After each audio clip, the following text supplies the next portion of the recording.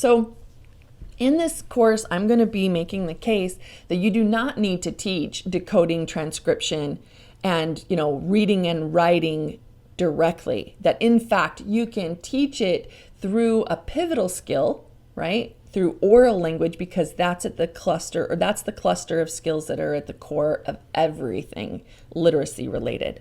So one of the reasons why my approach is an oral language approach is that some children experience significant decoding problems. And too often teachers or SLPs are waiting until they're able to decode to work on comprehension. But those kids that have significant decoding problems, maybe the 5 to 18%, they will never acquire the repertoires needed to be able to comprehend. Yet, if we wait, they'll also never be able to comprehend. They'll never have the academic language needed to be able to comprehend it either. So we don't want to wait. We want to work on the oral language repertoires even when decoding is not completely established. Now, in terms of transcription for writing, handwriting and spelling ability interfere in children practicing composing skills. So if you look in writing, like in a writing instruction in kindergarten and first grade, it's all handwriting and spelling related. Yet they never get to work on composing. And composing is where that language component is and needed. When handwriting and spelling are intact, then they're going to need this composing skill to be able to put those repertoires together. However, if we wait until transcription is established, some children will never get to practice the repertoires needed for composition. Okay, another reason why I separate the oral language interventions from those that have text or, actual decoding and transcription with them is that with reading and writing tasks, children's attention is diverted to those mechanical skills of handwriting and decoding. They have less cognitive energy available to listen or to read for meaning or generate written content. What I want them to do is be able to have full attention for both of those things. So there's an intervention or instruction time for the mechanical skills of handwriting and decoding and spelling. And then there's an instructional time for them to be listening to or generating content, right? The composition piece of it, of writing, all right? And then efficiency. This is where I've been building towards, right? If the constellation of skills at the core of each of these important literacy repertoires is the same, it is actually more efficient to target what's in common as opposed to what's different about them. And if we target what's in common, right, they can learn that core constellation of skills and then apply it to reading and writing tasks when decoding and transcription are established. All right, so then, of course, at the center of this constellation of skills is what I would argue is the best, most innovative, revolutionary skill, and that's oral storytelling. And it's because it is an oral repertoire. It's going to be easier than doing something with text because what I just explained on the previous slide. And storytelling has all of the word, sentence, and discourse level complexity that we would expect in the academic language reflective of written language. So if we work on oral storytelling, we can work on and sharpen and improve words, sentences, discourse that are then going to be needed for reading comprehension and writing. And we can do this very early. We can start on oral storytelling as young as 3 years old, right? And even with children with language disabilities, oral storytelling is very relevant and appropriate for them, and it would require less demanding cognitive energy than if you were to work on composing or understanding with text in front of them. So for that purpose, oral storytelling is the pivotal repertoire, which is why we're doing this course. So I'm going to show you some videos about how you can do this whole part whole instruction. And the very first step of modeling the story or reading it out loud, you can do this two-way. You can model the story and name the parts of the story as you go. Or you can model the story without interrupting it, and then you just put the icons down as you go and come back later and name the parts of the story. So I'm going to show you videos of these two different options because they both work. My preference would be to do number 2, I think, option number 2, because what I like about it is that if you're using icons, that's already basically telling the kids what part of the story that is that they just heard. Like if you're modeling the story, you're reading it aloud. And then it's being associated with a visual, with the content specific visual, as well as what you're saying. It's already being associated. All right, let's watch these videos. All right, then we are ready. Ready to roll. Remember, the first part, Miss Trina gets to tell the story first, okay? After school, Tyrell went to the park with his mom. Tyrell is our character. See him right there? Yeah. When Tyrell came down the slide, he landed in a big mud puddle. Uh-oh. That's his problem. That's right, very nice. Tyrell was really mad because he was all dirty. You see his face? He was really mad because he was all dirty. Tyrell ran to his mom and said, "I want to go home." That's our action. And this over here was his feeling, right? He was mad. And his action, he said to his mom, he ran to his mom and said, "I want to go home." His mom took him home and gave him a bath because he was dirty. Then Tyrell put on different clothes and was all clean. And that's the ending.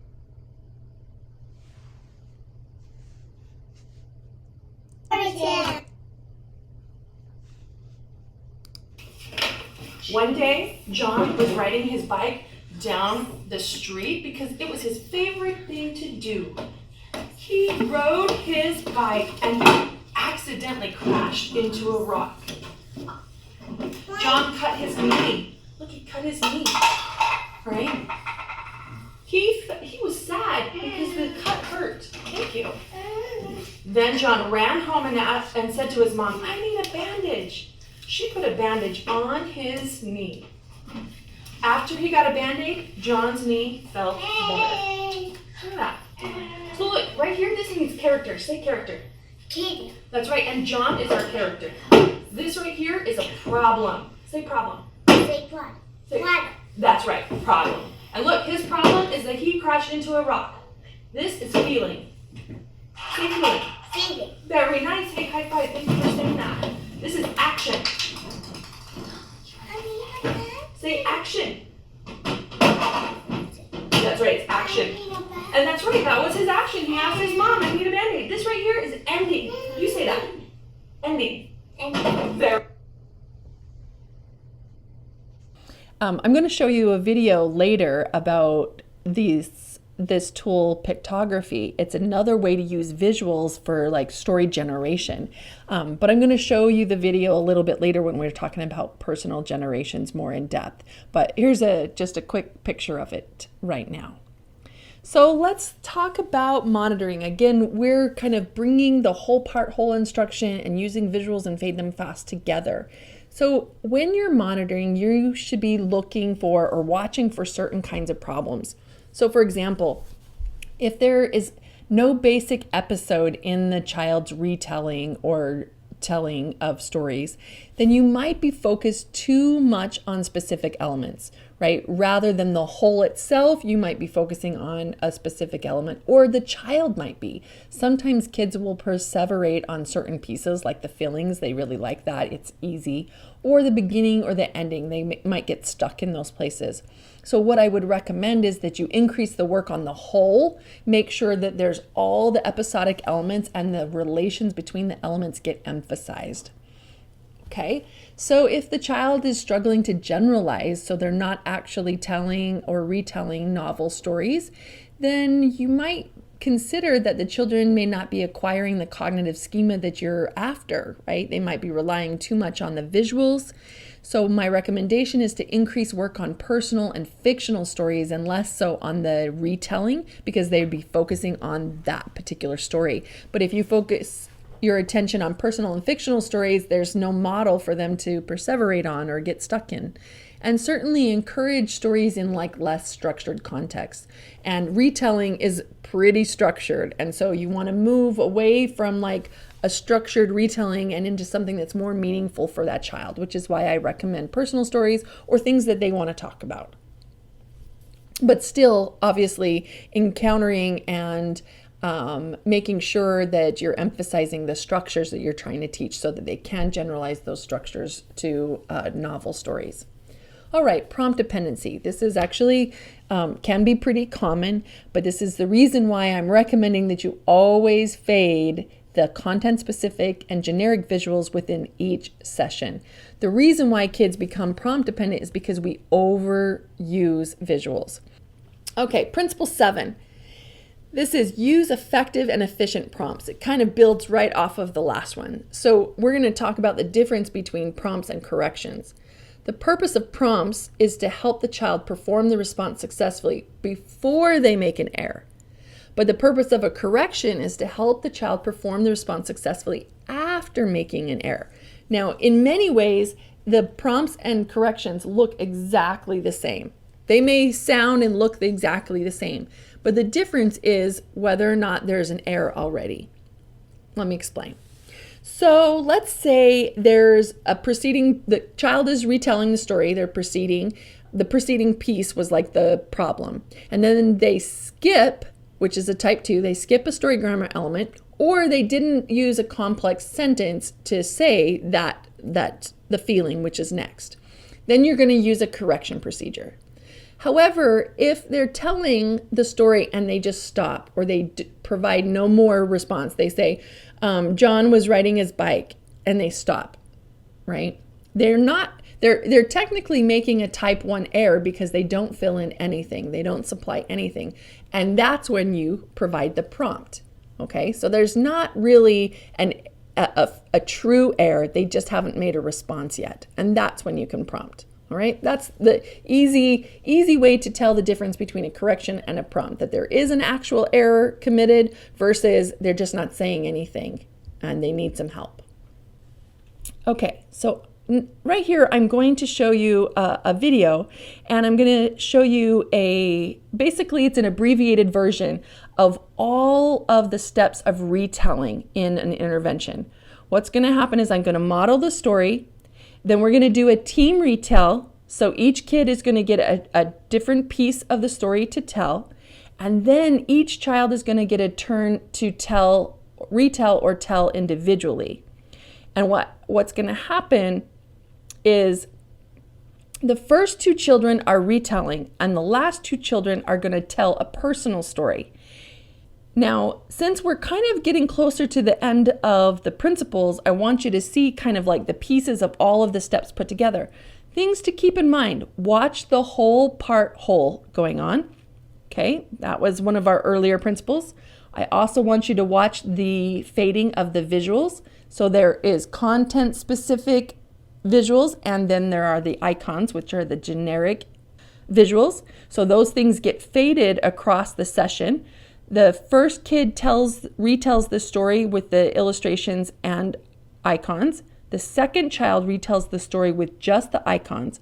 Then I move over to the third child and say, has something like that ever happened to you? So now I want that child to tell a personal story, and they are just using the icons. They don't need pictures because it's their own personal story. And then the fourth child has no visual supports, but they're going to generate their own personal story. Okay, so keep watch for the illustrations and the fading of that. Then I also want you to pay real close attention to my use of prompts and recasts, okay? Because I'm prompting some kids and I'm only recasting for other things that they're saying. Okay, so the first 2 children, I don't do a lot of like high level or complex language prompting because their linguistic skills are not as developed as some of the other kids. So be watching for that. So there's a lot of differentiation going on. Now keep in mind, I'm not showing you the full step. I'm just showing you a piece of each of the steps. Okay, so you're going to get model, and then you're going to get a team retell, and then pieces of their individual retells. Okay. We are ready to roll. Remember, the first part, Miss Trina gets to tell the story first, okay?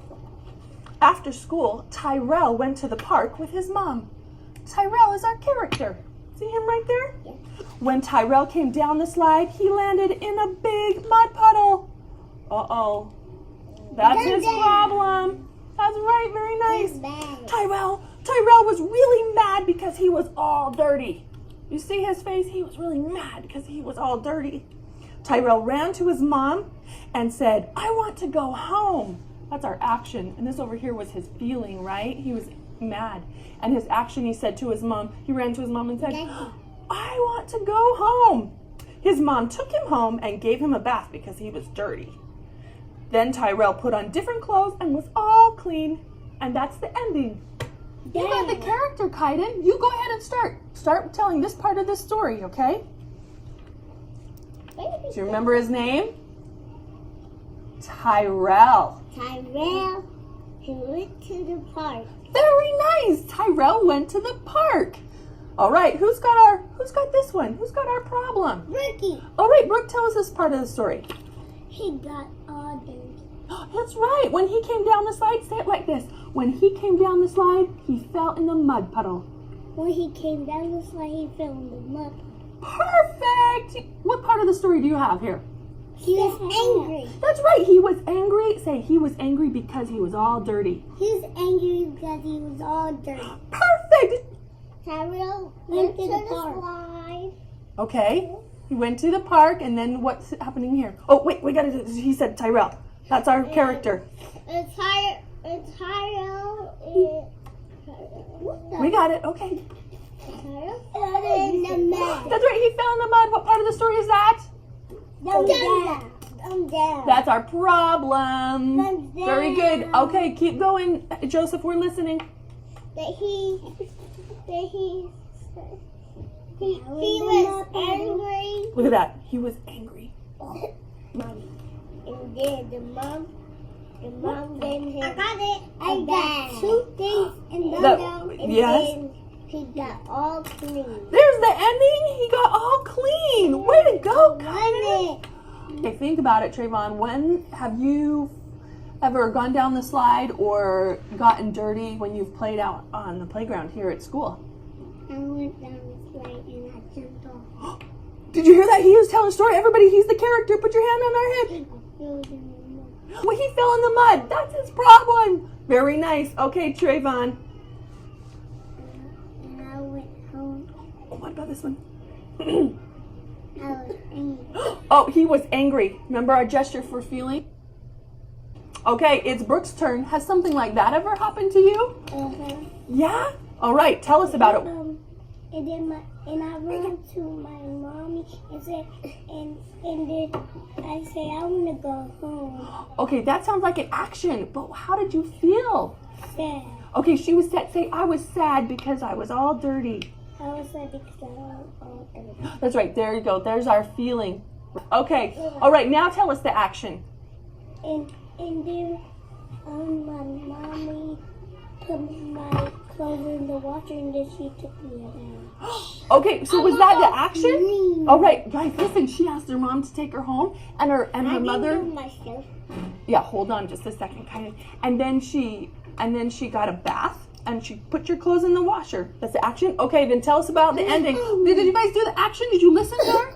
Do the action. Good. And then my mommy let me go play with my Barbie dolls at the park. And then she got to play with her Barbie dolls at the park. That's a great ending.